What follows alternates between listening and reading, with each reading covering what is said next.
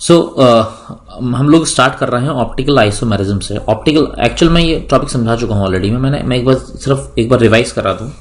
मैंने बताया था कि जो नॉर्मल लाइट होती है उसके पार्टिकल जो होते हैं वो हर एक पॉसिबल डायरेक्शन में वाइब्रेट करते हैं। किसी भी नॉर्मल लाइट के उसके जो फोटोन जो होते हैं they just vibrate in every possible direction. हर एक प्लेन के अंदर जो होते हैं वो पार्टिकल वाइब्रेट करते होते हैं। मैंने बताया था कि जब हम इस नॉर्मल लाइट को पास करते हैं एक निकोल प्रिज्म के अंदर से, तो जो लाइट हमको ऑब्टेन होती है वो लाइट एक्चुअली में पीपीएल कहलाती है। और पीपीएल मैंने ये बताया था कि पीपीएल के अंदर जो पार्टिकल होते हैं वो सिर्फ लाइट का जो प्रोपेगेशन है उसके सिर्फ ना परपेंडिकुलरली वो ऑस्किलेट करते हैं। उसके परपेंडिकुलर क्या करते हैं, वो ऑस्किलेट करते हैं। फिर ये बात हुई थी कि अगर हम इस लाइट को जो बोलते हैं पीपीएल बोलते हैं, और जब इस पीपीएल को plane polarize light that is called plane polarized light, जब इस लाइट को हम किसी कंपाउंड के सॉल्यूशन में से पास करते हैं, ठीक है, इस प्लेन पोलराइज्ड लाइट को जब किसी कंपाउंड के सॉल्यूशन में से पास करते हैं, तो ये जो कंपाउंड ये जो लाइट होती है, जो पीपीएल होती है, वो रोटेट हो भी सकती है और नहीं भी हो सकती है। डिपेंड करता है कि कंपाउंड कैसा है, ठीक है। अगर ये पीपीएल अगर इस कंपाउंड में से पास की जाती है तो मैंने बताया था कि अगर वो रोटेट होती है तो रोटेट होने के दो पॉसिबल डायरेक्शन होते हैं। या तो लाइट रोटेट होती है इस तरीके से जिसको हम कहते हैं क्लॉकवाइज डायरेक्शन में रोटेशन, और अगर कोई भी कंपाउंड पीपीएल के प्लेन को इस क्लॉकवाइज डायरेक्शन में, किस डायरेक्शन में, क्लॉकवाइज डायरेक्शन में अगर रोटेट करता है, ठीक है, क्लॉकवाइज, ठीक है, अगर कोई भी कंपाउंड किसी भी पीपीएल को क्लॉकवाइज डायरेक्शन में रोटेट करता है तो उसको हम बोलते हैं डी, या उसको बोलते हैं क्या, प्लस फॉर्म, या उसके लिए वर्ड आता है क्या, डेक्स्ट्रो रोटेटरी। ये बताया था मैंने, ठीक है, dextro rotatory. But there are some compound जो कि इस पीपीएल के प्लेन को डेक्स्ट्रो मतलब क्लॉकवाइज डायरेक्शन में रोटेट ना करके इसको एंटी क्लॉकवाइज डायरेक्शन में रोटेट करते हैं। किसमें करते हैं, एंटी क्लॉकवाइज, यानी कि इस डायरेक्शन में इसको रोटेट करते हैं लाइट को। तो ऐसे जो कंपाउंड कहलाते हैं वो कंपाउंड कहलाते हैं लीवो रोटेटरी। तो ऐसे सारे के सारे कंपाउंड जो कि लाइट के प्लेन को रोटेट करते हैं, पीपीएल के प्लेन को, ठीक है, उनको जो हम बोलते हैं उनको हम ऑप्टिकली एक्टिव कंपाउंड बोलते हैं। जो इस तरह से करेंगे उनको हम एल फॉर्म, या जो है उसको माइनस फॉर्म, या उसके लिए एक वर्ड आता है लीवो रोटेटरी, ठीक है। इधर we have dextro rotatory compound और we have laevo rotatory compound. So we have got two kind of compounds, right. फिर मैंने बताया था कि ये जो रोटेशन होता है पीपीएल के प्लेन का, ये किस बात पर डिपेंड करता है। शुरू में लुई पॉस्टर ने कहा था कि ये क्रिस्टल के स्ट्रक्चर पर डिपेंड करता है, बट बाद में पता चला कि ये एक्चुअल में मॉलिक्यूल के अंदर जो एटम है उन एटम का स्पेस में ओरिएंटेशन कैसा है उस पर डिपेंड करता है, ठीक है। तो जो कंपाउंड पीपीएल के प्लेन को रोटेट करते हैं they are called optical isomer, और उनको हम इनेंशियोमर भी बोलते हैं। मैंने बताया था कि हमारे पास में एक वर्ड आता है कायरल। असल में कायरल कार्बन होता है। ऐसा कोई भी कार्बन एटम जो कि चारों तरफ अलग अलग तरह के एटम या ग्रुप ऑफ एटम से अटैच्ड होता है उसको हम कायरल कार्बन बोलते हैं। इस कायरल कार्बन में सारे के सारे ग्रुप अलग तरह के होते हैं। जैसे एक तरफ अगर ए है तो दूसरी तरफ बी होगा, तो तीसरी तरफ सी होगा, तो अलग जो होगा डी होगा। इस तरह का जो कार्बन कहलाता है वो अकायरल कार्बन कहलाता है। अगर कोई कार्बन ऐसा होता है कि जिसके अंदर दो ग्रुप सेम जैसे हो जाएं, जैसे मान लो इधर बी है और इधर भी बी हो जाए, तो ये कार्बन जो होगा क्या होगा, ये कार्बन अकायरल कार्बन होगा, ये कायरल कार्बन नहीं होगा। तो अगर कोई भी कार्बन एटम की जो चारों वैलेंसीज हैं उन पर अलग तरह के एटम या अलग अलग तरह के ग्रुप अगर प्रेजेंट होते हैं तो उसको हम कायरल कार्बन बोलते हैं। तो यहां पर ये जो कार्बन एटम आ रहा है हमारे पास में, ये कायरल कार्बन है। अक्सर कायरल कार्बन को हम इस तरह का स्टार बना करके भी दिखा देते हैं, ठीक है। बट ये कार्बन जो है, क्योंकि इस पे दो तरह के ग्रुप हैं, एक जैसे ग्रुप हैं, तो ये कार्बन जो होगा क्या होगा, ये कार्बन अकायरल कार्बन होगा। So we have got two kind of carbon, we have got chiral carbon and we have got achiral carbon. अक्सर जो डबल बॉन्ड वाले कार्बन होते हैं ना वो भी अकायरल होते हैं। जैसे कि मान लो वो कार्बन ऐसा आ जाए, यहां पर सी हो और डबल बॉन्ड हो, ओके, और यहाँ पर इस पर और यहाँ पर इस पर कुछ अलग अलग ग्रुप लगे हुए हों। मान लो कि यहाँ पर कोई हाइड्रोजन आइटम लगा हुआ है, या यहाँ पर जो है फॉर सपोज कोई क्लोरीन का आइटम है ये, या मान लो कि यहाँ पर जो है ऑक्सीजन का आइटम है, तो ये कार्बन भी जो होगा ना, ये कार्बन भी अकायरल कार्बन होगा, ये भी कायरल नहीं होगा। This would be achiral carbon because यहाँ पर डबल बॉन्ड आ गया है। तो डबल बॉन्ड वाला कार्बन कभी भी कायरल कार्बन नहीं हो सकता है। हमेशा सिंगल बॉन्डेड कार्बन ही कायरल कार्बन होते हैं। एक बात, दूसरी बात, उनके चारों तरफ जो एटम या ग्रुप ऑफ एटम लगे होने चाहिए वो भी अलग अलग तरह के होने चाहिए, तभी वो कायरल होंगे। फिर मैंने बताया था कि कोई मॉलिक्यूल अगर हमारे पास में है तो हमें ये देखना होता है कि अगर वो ऑप्टिकली एक्टिव होगा, क्या होगा, ऑप्टिकली एक्टिव। तो ऑप्टिकली एक्टिव वो तभी होगा जब उसका जो मिरर इमेज होगा, जब उसका mirror image non super imposable होगा। कोई भी कंपाउंड ऑप्टिकली एक्टिव तभी होता है जब उसका मिरर इमेज क्या होता है, नॉन सुपर इम्पोजिबल होता है। और अगर कोई कंपाउंड ऑप्टिकली इनएक्टिव है तो उसका जो मिरर इमेज होता है वो क्या होता है, वो सुपर इम्पोजिबल होता है। ये सुपर इम्पोजिबिलिटी का कॉन्सेप्ट मैंने बताया था, ठीक है। जो सुपर इम्पोजिबिलिटी का कॉन्सेप्ट है वो मैंने समझाया था। अगर तुमको याद हो तो मैंने कहा था कि अगर मान लो कि तुम्हारे पास में तुमने अपने लेफ्ट हैंड को मिरर में देखा, तुमने अपने लेफ्ट हैंड को मिरर में देखा, तो लेफ्ट हैंड जो होगा तुम्हारे मिरर के अंदर वो राइट हैंड जैसा नजर आएगा, ठीक है। लेफ्ट हैंड जो होगा कैसा नजर आएगा, वो राइट हैंड जैसा नजर आएगा। लेफ्ट हैंड और वो राइट हैंड जो है वो एक दूसरे के ऊपर सुपर इम्पोज नहीं हो सकते हैं। जैसे कि यहां पर तुम देखते हो ये कि अगर ये तुम्हारा हैंड है, ठीक है, मान लो लेफ्ट हैंड है ये, और यहां पर ये मिरर लगा हुआ है, राइट। जब तुमने इसको यहां देखा तो ये ऐसा नजर आएगा, राइट हैंड जैसा। बट अगर तुम इस हैंड को इस हैंड पर जाकर के रखो, इसको सुपर इम्पोज करो, तो ये सुपर इम्पोज नहीं हो पाएंगे, ठीक है। यहां पर जो होगा सुपर इम्पोजिशन नहीं हो पाएगा, नो सुपर इम्पोजिशन। जब सुपर इम्पोजिशन नहीं हो पाता, कीप इन माइंड, जब सुपर इम्पोजिशन नहीं हो पाता तो ऐसे ही ऑब्जेक्ट जो कहलाते हैं वो कायरल ऑब्जेक्ट कहलाते हैं। अगर सुपर इम्पोजिशन हो गया है, जैसे ये बॉटल है, इसकी इमेज भी ऐसी होगी और ये इस पर सुपर इम्पोज हो भी सकती है इस तरीके से। तो क्योंकि यहां पर सुपर इम्पोजिशन हो गया है, तो जिस केस में भी सुपर इम्पोजिशन हो जाता है तो ऐसे जो ऑब्जेक्ट्स होते हैं वो अकायरल कहलाते हैं। क्या कहलाते हैं, वो achiral. So we have got chiral and we have got achiral. Chiral और कायरल जो होते हैं वो इसी सुपर इम्पोजिशन के बेस पर होते हैं, ठीक है। सुपर इम्पोजिशन के बेस पर हम लोग कायरल और अकायरल को जो है वो फाइंड आउट करते हैं। ये तो इसको मैं इधर पहुंचा देता हूं पहले, हेयर इन द नोट्स, ठीक है। और इसको जो था ये भी मैं समझा चुका हूं हालांकि ऑलरेडी। ये सारी बातें ये तो पहले बता चुका हूं मैं ये। और इसको ले लेते हैं, कायरल को और अकायरल को। कौन सा कार्बन कायरल होगा, कौन सा कार्बन कायरल नहीं होगा, मतलब वो अकायरल होगा। So I'll take it here. Now when we move to the real example, okay, we'll move to the real example, chiral और कायरल के। तो अगर तुम ये एनसीईआरटी का मैं चैप्टर खोल रहा हूं और इसके अंदर ये दो एग्जाम्पल दे रखे हैं, ठीक है, ये दो एग्जाम्पल दे रखे हैं यहां पर।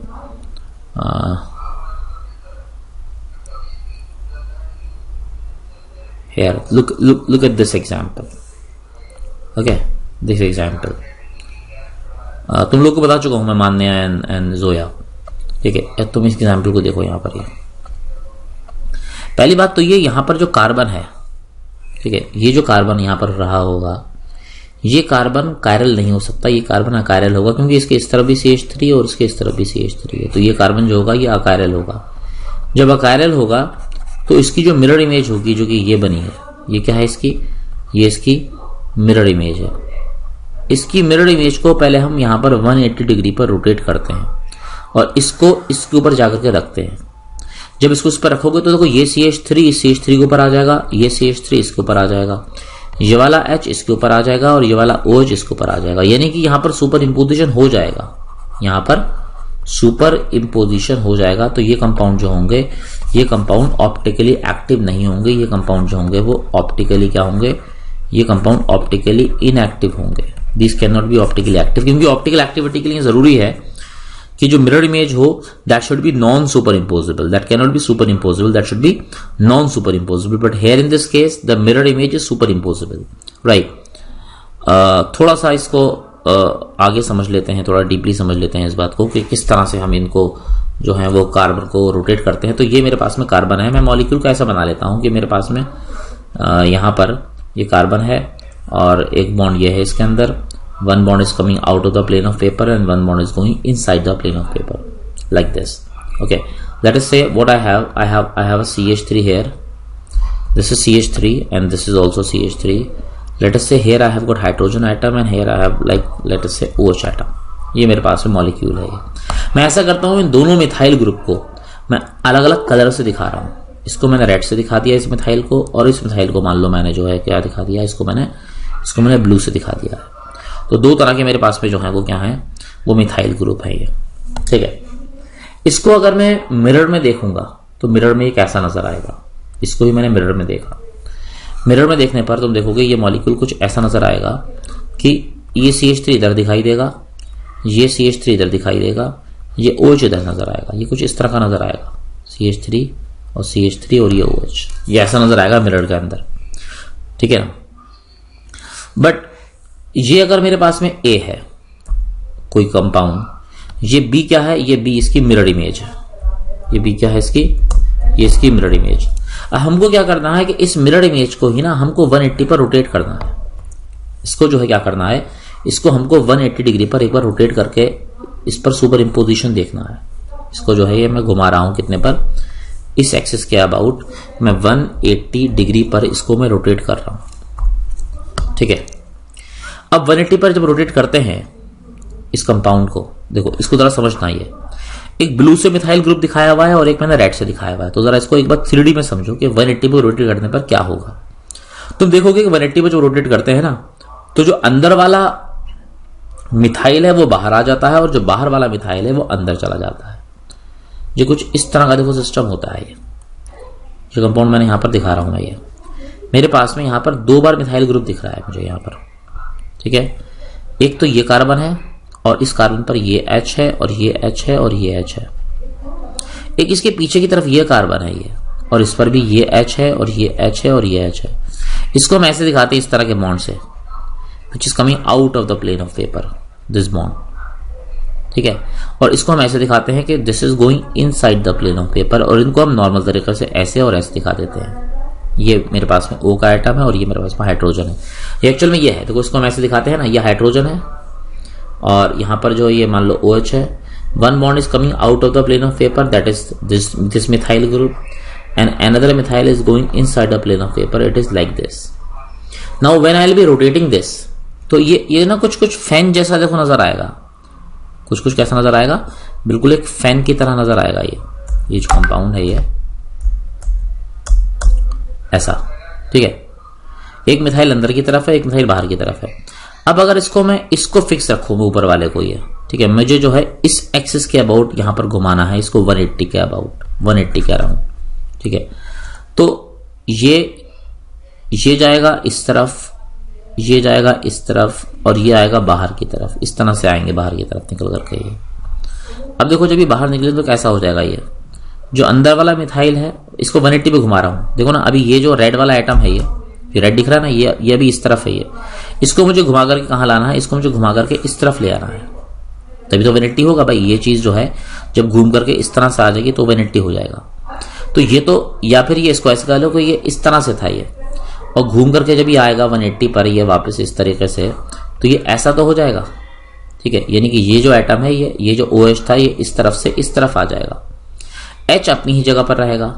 बट इस प्रोसेस में एक चीज ये होगी कि जो मिथाइल ग्रुप ये वाला था, ये जो बाहर की तरफ आ रहा था, ये जो पहुंच जाएगा, ये पहुंच जाएगा अब अंदर की तरफ, और ये जो अंदर की तरफ था मिथाइल ये वाला, ये आ जाएगा कहां पर, ये आ जाएगा बाहर की तरफ, ये इस तरह से आ जाएंगे। तो देखो ये अगर अब मैं इसको रोटेट कराता हूं ये 180 के एंगल पर, तो जो अंदर वाला है वो बाहर और जो बाहर वाला है वो अंदर, ये इस तरह से आ जाएंगे। देखो ये मैं इसको 180 पर रोटेट करा रहा हूँ। ये वाला OH रेड वाला जो है ना, जो तुम्हें राइट में दिख रहा है, ये लेफ्ट में लेकर के जाऊंगा मैं ये।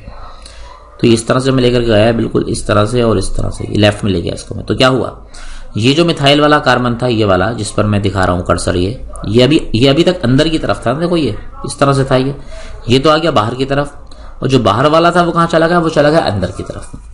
ठीक है, तो अगर मैं इसको अब यहां पर दिखाता हूं, ये इस मॉलिक्यूल को मैंने रोटेट किया हुआ है 180 पर, तो जब इसको मैंने 180 पर रोटेट किया हुआ है तो बाकी तो सब अपनी अपनी जगहों पर है। ये इसको मैंने इस तरह से रोटेट कर लिया, ठीक है, लाइक दिस, इसका रोटेशन हो गया है इस मॉलिक्यूल का। अब क्या हुआ होगा, इसके अंदर जो CH3 अंदर की तरफ था, ये आ जाएगा बाहर की तरफ, और ये जो बाहर की तरफ था रेड वाला, ये चला जाएगा अंदर की तरफ। ठीक है, अब अगर इस कंपाउंड, ये A था, ये B था, और ये C भी तो सेम है ना भाई, एक ही चीज को घुमा दिया है मैंने।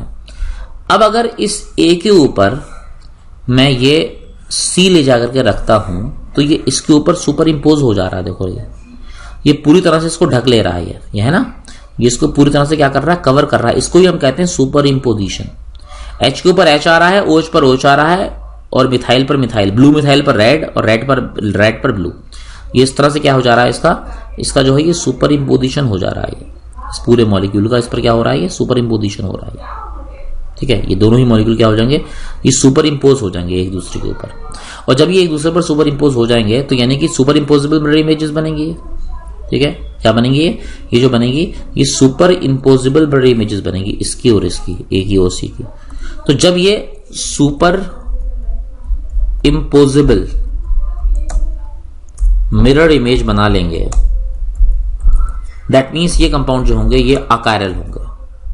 क्या होंगे, ये अकायरल होंगे। जब अकायरल होंगे तो ये ऑप्टिकली क्या हो जाएंगे, ये ऑप्टिकली इनएक्टिव हो जाएंगे। They will be optically inactive. तो ये एक एग्जांपल है, ये कंपाउंड ऑप्टिकली इनएक्टिव है। पहले तो हमें यहीं से पता लग जाता है कि ये जो कार्बन है इस पर दोनों तरफ मिथाइल और मिथाइल है, तो ये तो वैसे भी अकायरल है, और जब ये अकायरल है तो क्या होना चाहिए, ये it should be optically inactive. और बाकी हमें इसी पर सिर्फ ध्यान नहीं देना है, हमें जो है पहले उसकी मिरर इमेज बनाना है, मिरर इमेज को 180 पर रोटेट करना है, और उसके बाद में इसको ऊपर रख करके देखना है। तो हम देखेंगे कि यहाँ पर सुपर इम्पोजिशन हो रहा है या नहीं हो रहा। तो ये हाइड्रोजन इसके ऊपर आ रहा है, ये OH इस OH के ऊपर आ रहा है, ये ब्लू वाला मिथाइल रेड के ऊपर आ रहा है, रेड वाला ब्लू के ऊपर आ रहा है। तो यहाँ पर क्या हो रहा है, ये सुपर इम्पोजिबल मिरर इमेज बन जा रहा है। तो ये अकायरल होगा और ये ऑप्टिकली इनएक्टिव होगा, यहाँ पर ऑप्टिकल एक्टिविटी नहीं होगी। ठीक है, यहाँ पर ऑप्टिकल एक्टिविटी नहीं हो सकती। तो जब यहाँ पर ऑप्टिकल एक्टिविटी नहीं होगी, ठीक है, तो एक तो ये पता लग गया हमको ये ऑप्टिकली इनएक्टिव है ये compound. So I will paste it here in the notes somewhere here. ये ऑप्टिकली इनएक्टिव है ये। क्या इसमें कोई डाउट है किसी को? Is there any doubt? Let me know in message.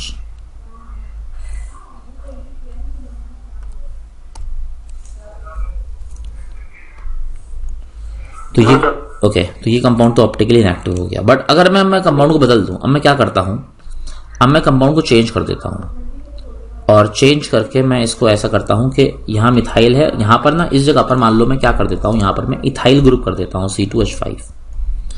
तो जब मैंने यहां पर C2H5 कर दिया तो इसकी जो मिरर इमेज बनेगी वो ऐसे बनेगी, ऐसी होगी मिरर इमेज ये। अब क्या करता हूं, अब मैं इस कंपाउंड को 180 पर रोटेट करता हूं। मैंने कंपाउंड यहां पे देखो चेंज कर दिया है ये, ठीक है, ये A था, इसकी मिरर इमेज मेरे पास में जो बन गई वो ये बन गई। अब इस मिरर इमेज को मैंने 180 पर रोटेट किया। अब देखो जब 180 पर इसको मैं रोटेट करूंगा तो क्या होगा, 180 पर रोटेट करने पर जो अंदर की तरफ ग्रुप है वो बाहर आ जाएगा, और जो बाहर की तरफ ग्रुप है वो कहां चला जाएगा, वो अंदर की तरफ चला जाएगा। देखिए ये, इसको मैं यहां पे 3D में शो कर रहा हूं। ये मेरे पास में यहां पर तो वो नजर आ रहा होगा कि ये जो है ये तो कार्बन आइटम है, ये इस पर हाइड्रोजन है ये, ठीक है, फिर ये ऑक्सीजन आइटम है ये, और फिर इस पर जो है ये हाइड्रोजन है ये, ठीक है। ये जो है इतना ग्रुप जो है ये CH3 है ये, यहाँ पीछे ये कार्बन है, इस पर ये H और H2 ये हो गया, और फिर ये C और H और H ये हो गया। तो इसी को मैं ऐसे शो कर रहा हूं कि इस पर इधर जो हाइड्रोजन लगा हुआ है, इस पर इधर जो है ये OH ग्रुप है ये, this is coming out of the plane. ये कैसा है, ये तो CH3 है, और जो इनसाइड ऑफ द प्लेन है वो C2H5 ग्रुप है। जब इसको हम 180 पर रोटेट करेंगे, इसके अबाउट 180 पर, तो ये कुछ ऐसा हो जाएगा, कार्बन रहेगा, हाइड्रोजन रहेगा, ये OH इस तरफ आ जाएगा, जो इथाइल अंदर था, ठीक है, जो इथाइल अंदर की तरफ था वो तो आ जाएगा बाहर की तरफ, यानी कि C2H5 यहाँ पर आ जाएगा, और CH3 जो होगा वो कहाँ चला जाएगा, अंदर की तरफ चला जाएगा। ये इस तरह से हो जाएगा। ये 180 पर चेंज होने पर ये इसमें कन्वर्ट हो जाएगा। तो इसको देख करके तुम अंदाजा लगा सकते हो इसका कि इसमें ये जो है ना, this is actually coming out of the plane and this one is going what, inside the plane. So अब इसको अगर मैं 180 पर रोटेट कर रहा हूँ, ये ठीक है, इसको मैं अलग फॉर्म में भी चेंज कर सकता हूँ, ये इस फॉर्म में भी चेंज कर सकता हूँ इसको मैं। ये तो जो अंदर की तरफ बाहर आ जाएगा, और जो ये जो OH है ना, ये जो रेड वाला तुमको नजर आ रहा है, ये इसको मुझे बिल्कुल इस तरफ लेकर के जाना है, मतलब घुमा करके यहाँ पर लेकर के आना है 180 पर, ये इधर आ जाएगा ये।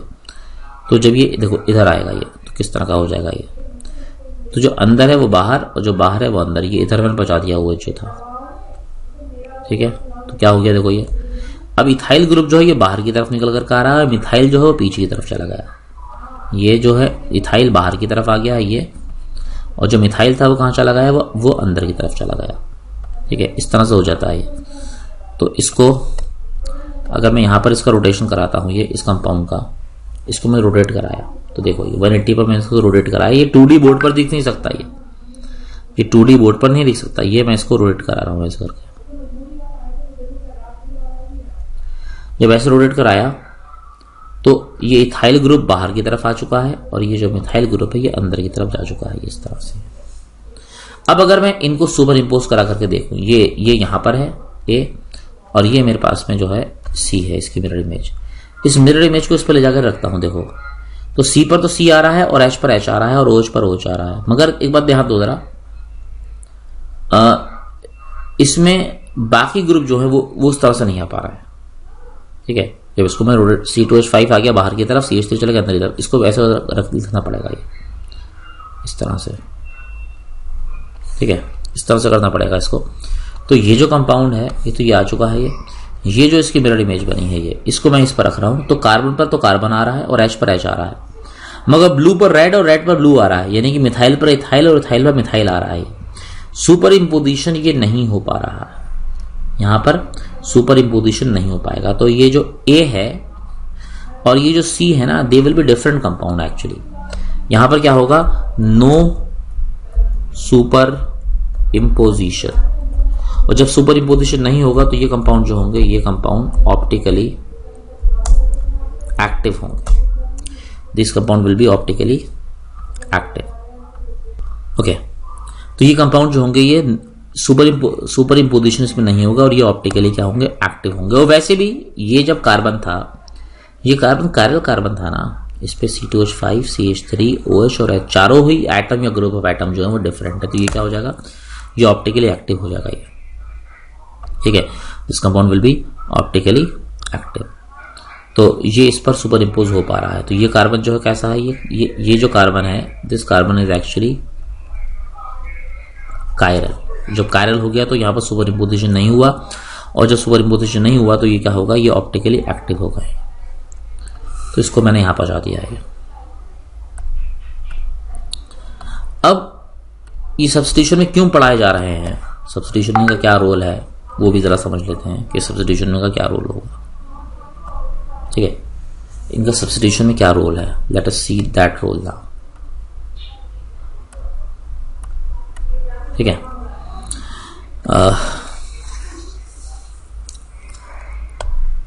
ऑप्टिकली एक्टिव या ऑप्टिकली इनएक्टिव, यहाँ पर ना एक क्वेश्चन दे रखा है, ये इसमें भी यही निकलवाया है कि ये बताओ कि कंपाउंड जो है वो मतलब कायरल होगा या अकायरल होगा। वही एग्जाम्पल दे रखा है यहाँ पर, हेयर दिस क्वेश्चन, ये एग्जाम्पल है एनसीईआरटी का ये, ठीक है। इसमें देखो ये कार्बन है, इसमें ये पूछा है कि इसमें फर्स्ट में और सेकंड में कौन कायरल है कौन अकायरल है। तो ये जो कार्बन है इसके एक तरफ OH है, एक तरफ H है, एक तरफ मिथाइल, एक तरफ Br, तो ये कार्बन जो होगा क्या होगा, ये कायरल होगा। ये जो कार्बन है इसके इधर भी Br और इधर भी Br सेम ग्रुप होगा, तो क्या हो गया, ये अकायरल हो गया। Similarly, if when we look at this carbon atom, so we have a hydrogen here and we have OH here and CH3 here. यहाँ पर जो है ये CH2 और CH2 और CH3 ये ग्रुप है, तो चारों ग्रुप डिफरेंट है, तो ये कार्बन जो होगा क्या होगा, ये कार्बन यहाँ पर कायरल होगा। बट यहाँ पर जो कार्बन है ये इस तरह H और इधर OH, इधर जो है ना ये CH2 है ये और ये CH3 है, और इधर जो है ये CH2 है और ये CH3 है, तो ये कार्बन जो होगा क्या होगा, ये कार्बन अकायरल होगा। ओके, इसी तरह से ये जो कार्बन है, ये वाला कार्बन एटम, इस पर एक तरफ हाइड्रोजन है, एक तरफ इथाइल है, एक तरफ मिथाइल है और एक तरफ Br है, तो ये कार्बन जो होगा ये क्या होगा, ये कायरल कार्बन होगा। बट ये जो कार्बन होगा इस पर दो जगह पर हाइड्रोजन है और फिर एक Br है, तो ये कार्बन जो होगा ये कार्बन अकायरल होगा। तो क्वेश्चन में ये पूछा गया था कि इसके अंदर तुम्हें कायरल और अकायरल कार्बन जो है वो निकालने हैं। ठीक है, कायरल और अकायरल कार्बन जो है वो तुमको यहाँ पर फाइंड आउट करने हैं, वो मैंने यहाँ पर करके तुमको बता दिया कि कौन सा कायरल होगा, कौन सा जो होगा वो अकायरल है। ओके, नाउ इनका रोल क्या है सब्स्टिट्यूशन रिएक्शन में। मैंने तुम्हें सब्स्टिट्यूशन रिएक्शन दो तरह की बताई है। एक तो मैंने बताई है तुमको SN1 रिएक्शन। SN1 रिएक्शन या SN1 मैकेनिज्म में मैंने ये बताया था कि रिएक्शन एक्चुअल में दो स्टेप में होगी। रिएक्शन एक्चुअल में क्या होगी, वो दो स्टेप में होगी, और उन दोनों स्टेप में जो मतलब रिएक्शन का जो ऑर्डर होगा वो सिर्फ 1 होगा। अब यहां पर जैसे कि मान लो कि मैं स्टेप 1 की बात करता हूं, तो स्टेप 1 में मैंने बताया था SN1 में क्या होता है कि कार्बन एटम का जो बॉन्ड होता है हैलोजन से वो टूटता है। तो इसको मैंने कुछ इस तरह से बना लिया है ये। ठीक है, एक मैंने एल्काइल हैलाइड ले लिया है ये इस तरह का, और इस एल्काइल हैलाइड में मान लो इधर जो है वो Br का एटम है ये। ठीक है, इधर जो है फॉर सपोज वो कोई हाइड्रोजन का एटम है, इधर जो है मान लो कि यहाँ पर मिथाइल ग्रुप है, और इधर मान लिया मैंने कि जो है यहाँ पर मेरे पास में इथाइल ग्रुप है, C2H5 है, ये मेरे पास में है। तो पहला स्टेप SN1 में क्या होता था, पहला स्टेप SN1 में ये होता था कि यहाँ पर ये जो बॉन्ड है, ये जो दो इलेक्ट्रॉन है यहाँ पर, ये यहाँ पर हेटेरोटिक फिजन होगा और ये बॉन्ड टूट जाएगा और Br नेगेटिव अलग चला जाएगा, और जो बचेगा यहाँ पर वो कार्बन बचेगा, वो कार्बन पर इथाइल और मिथाइल और हाइड्रोजन ये बचे हुए हैं। इसको हम कुछ इस तरह से भी दिखा सकते हैं, कार्बोकटायन बचता है ना, इस पर पॉजिटिव चार्ज आता है, कहीं पर हाइड्रोजन, कहीं एक जगह पर जो है मिथाइल ग्रुप और कहीं दूसरी जगह पर इथाइल ग्रुप। इसको हम ऐसे भी दिखा सकते हैं, क्योंकि ये जो कार्बन होता है ना ये sp3 हाइब्रिडाइज होता है, मगर ये कार्बन जो होता है ये sp2 हाइब्रिडाइज होता है। और यहाँ पर ना इवन एक ये एक इस तरह का एक अनहाइब्रिडाइज्ड p ऑर्बिटल यहाँ पर रहता है, अनहाइब्रिडाइज p ऑर्बिटल यहाँ पर रहता है। तो ये SN1 का पहला स्टेप होता था। ठीक है, तो ये SN1 का जब पहला स्टेप यहाँ पर मैंने कराया, तो इसके अंदर देखिए जब ये बॉन्ड मैंने यहाँ से ब्रेक कर दिया, ये जो Br है इसको मैं यहाँ ले गया और Br ने जो है वो यहाँ पर नेगेटिव चार्ज इसके ऊपर आ गया, तो यहाँ से मैंने Br को हटा दिया, तो इस कार्बन के ऊपर जो आ गया वो क्या आ गया, वो आ गया पॉजिटिव चार्ज। ये बचा कार्बोकटायन। ये कार्बोकटायन को दिखाने का तरीका ये हो सकता है कि इसको तुम ऐसे दिखा दो, मतलब कई अलग तरीके से होना है, ट्राइगोनल प्लेनर ही है, इस तरह का हो जाएगा ट्राइगोनल प्लेनर ही। ठीक है, कार्बन पर जो आ गया है वो क्या आ गया है, पॉजिटिव चार्ज आ गया है। ये जो कार्बन बचा है ये कार्बन एटम sp2 हाइब्रिडाइज होता है, और इस कार्बन पर अगर ये इसका प्लेन है, ये अगर प्लेन है तो इसके ऊपर भी और नीचे की तरफ ये एक अनहाइब्रिडाइज p ऑर्बिटल होता है। तो अब मैं इस अनहाइब्रिडाइज p ऑर्बिटल के ऊपर आता हूं, ये तो ये तो पहला स्टेप हुआ। दूसरा स्टेप जब होता था स्टेप 2 यहाँ पर, तो स्टेप 2 में जो होता है वो न्यूक्लियोफाइल का अटैक होता है। ये मेरे पास में जो है कार्बोकटायन है और इस पर जो है ना ये एक अनहाइब्रिडाइज p ऑर्बिटल है। ये this is unhybridise p orbital. I will show it by a different colour, let us say I will show it by green and I will send it at the back here. तो ये जो है क्या है मेरे पास में, ये मेरे पास में कार्बोकटायन है। ठीक है, ये कार्बोकटायन अगर मैं 3D में दिखाऊं तो कैसा नजर आएगा, ये ट्राइगोनल प्लेनर होता है। ये this is trigonal planar, so it should be like this, trigonal planar. अच्छा नहीं, एक मिनट, गलत आ गया है यहाँ पर। ये अगर मैं इसको इस वाले को, यहाँ पॉजिटिव चार्ज है ना, ये इसको मैं यहाँ पर 3D में शो करता हूँ तो ट्राइगोनल प्लेनर टाइप का होगा। देखो ये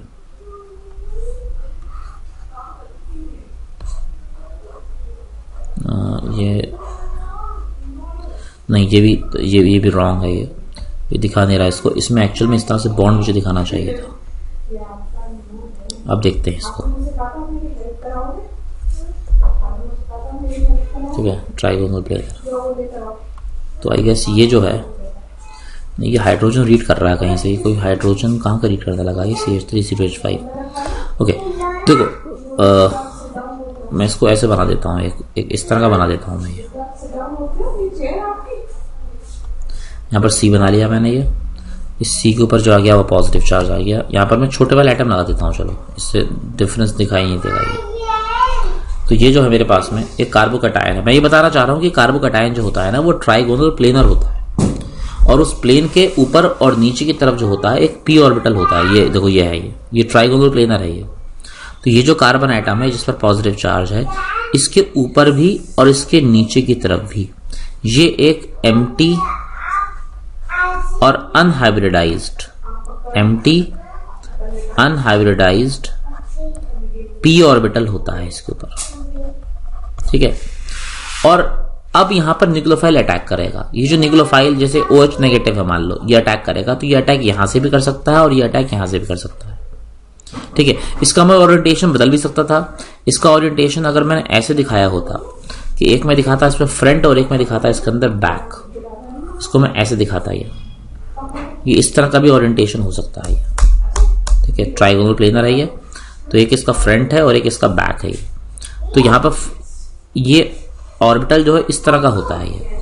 तो न्यूक्लियोफाइल जो है मान लो ये फ्रंट है तो यहां से भी अटैक कर सकता है, और ये न्यूक्लियोफाइल यहां पर पीछे से भी अटैक कर सकता है। मेरे कहने का मतलब यह है कि there is a 50-50 chance, there is a 50-50 chance कि ये OH नेगेटिव कहां से अटैक करेगा, ये फ्रंट पर से अटैक करेगा या फिर ये बैक पर से अटैक करेगा। तो 50-50% चांस होता है।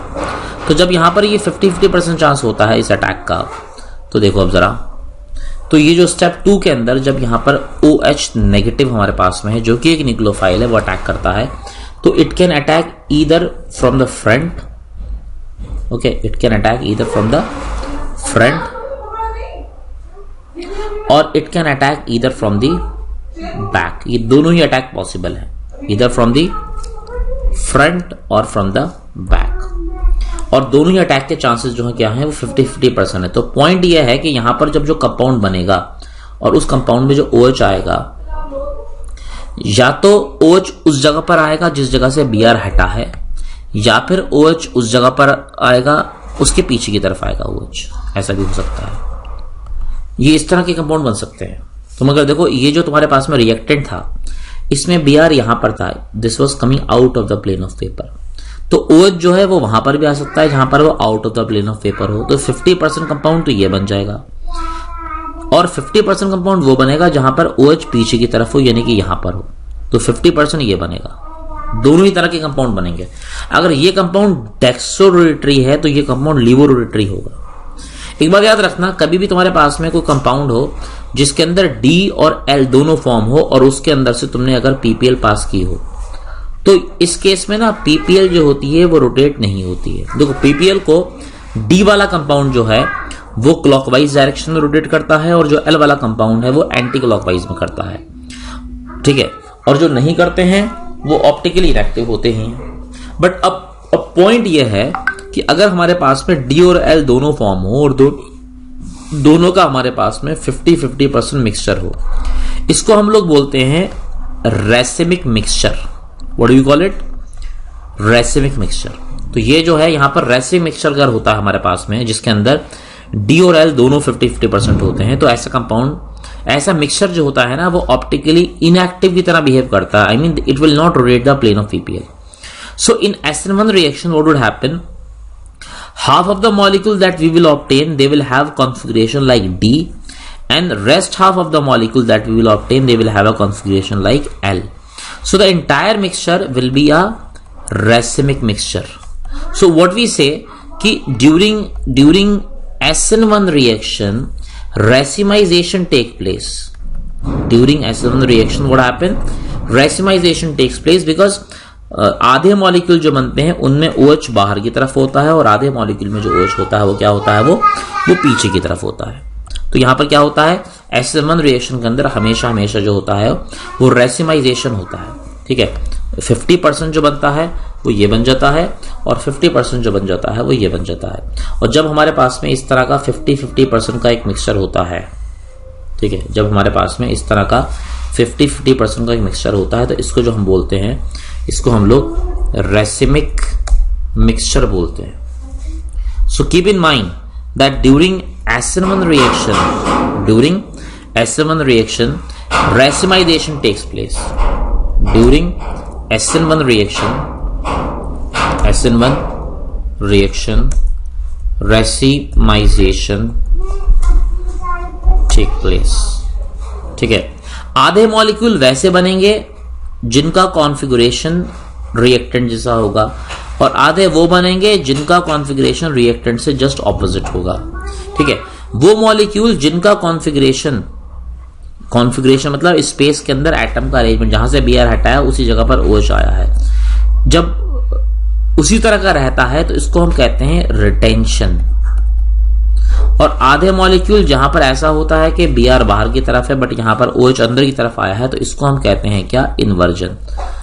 ठीक है, तो क्योंकि 50-50% चांस है, आधे मॉलिक्यूल यहां से अटैक कर रहे हैं, आधे मॉलिक्यूल पीछे से अटैक कर रहे हैं, तो in half of the molecule there will be retention, in rest half of the molecule there will be inversion. So in total during SN1 reaction there will be racemization. Is that okay guys? Clear है ये बात? Retention and inversion को फिर से बता दे sir. देखो शैलेंद्र, मैंने बोला कि जो रिटेंशन है, ठीक है, रिटेंशन का मतलब क्या है, जो चीज रिटेन रहे, रिटेन मतलब जैसी थी वो वैसी ही रहे, जो जैसा था वो वैसा ही रहे।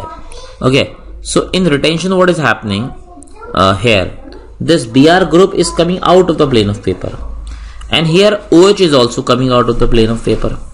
So what do we say कि यहां पर जो हुआ है, यहां पर जो है वो रिटेंशन हुआ है in half of the molecule, यहां पर जो हुआ है क्या हुआ है, ये रिटेंशन हुआ है, this is retention. Okay, but in rest half of the molecule, okay, in rest half of the molecule ये इसके अंदर कन्वर्ट हुआ है।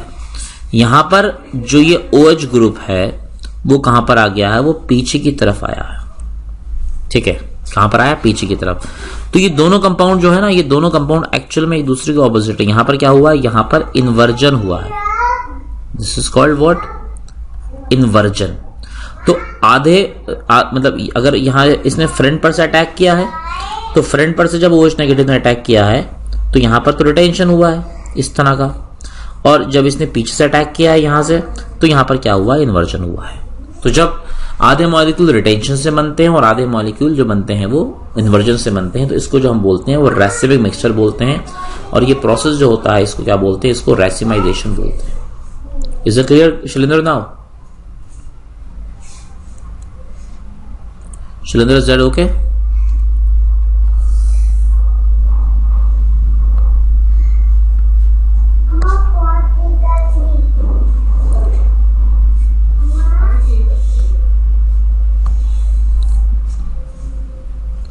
Shalinder, is that okay? Am I audible to you guys? Yes, Okay. तो ये यहां पर इस तरह से हो गया है ये। ओके, अब इसके बाद में अगर रिएक्शन इस तरह से नहीं होती है, एक तो होती है SN1 रिएक्शन, दूसरी जो रिएक्शन होती है वो क्या होती है, वो होती है SN2 रिएक्शन। कौन सी होती है? yes sir. ओके,